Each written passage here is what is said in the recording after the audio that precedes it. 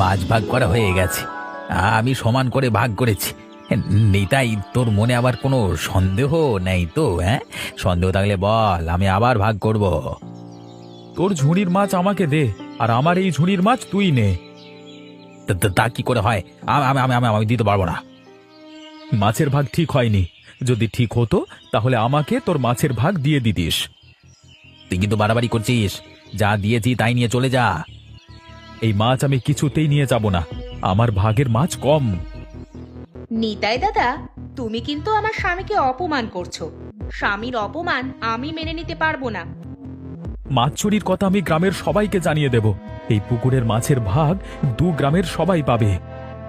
চুরি কি আমি একা করতে এসেছি? তুইও তো আমার সাথে এসেছিস। আমার ভুল হয়ে গেছে, আমি এখনই গ্রামের সবাইকে বলে দেব। ওগো, এই নিতাই দাদা তোমাকে যে বিপদে ফেলবে। নিতাই, তুই কাউকে কিচ্ছু বলতে পারবি না। তুই যদি কিছু বলিস, আমি তোর উপর দোষ চাপিয়ে দেব। আমি বলে দেব, তারপর দেখি তুই কি করতে পারিস। শুনবি না তো আমার কথা? শুনবি না? আহ! তুমি কি করলে? নিতাই তো জলে ডুবে মরে গেছে। এ যা হওয়ার হয়ে গেছে, এই নিয়ে আর কথা বলবার দরকার নেই। এখানে যত মাছ আছে সব নিয়ে চলে যাই, চলো। আর একটা কথা, এখন থেকে প্রত্যেক দিন রাতে আমরা পুকুরে মাছ ধরতে আসবো, ঠিক আছে? ঠিক আছে, ঠিক আছে, হ্যাঁ, এখন বাড়ি চলো। আচ্ছা, চলো। এই পুকুরে আগের মতো আর মাছ পাওয়া যায় না। আগে যা মাছ হতো 2 গ্রামের মানুষ খেয়ে পারতো না।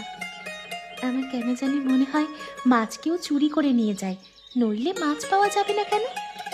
হতে পারে আমার বৌদি তো রোজ বড় বড় মাছ রান্না করে। যদি জিজ্ঞেস করি এত বড় মাছ কোথায় পেয়েছো, বলে তোর দাদা বাজার থেকে কিনে নিয়ে আসছে।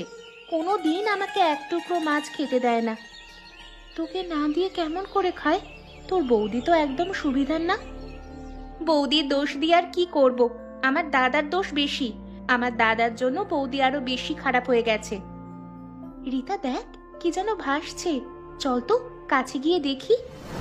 ও বাবা গো, এ তো আমাদের গ্রামের নিতাই, পুকুরে মরে ভেসে আছে। এই পুকুরের জল আর নেওয়া যাবে না। চল আমরা পালিয়ে যাই। আমার তো খুবই খারাপ লাগছে, লোকটা এইভাবে জলে ডুবে মরলো।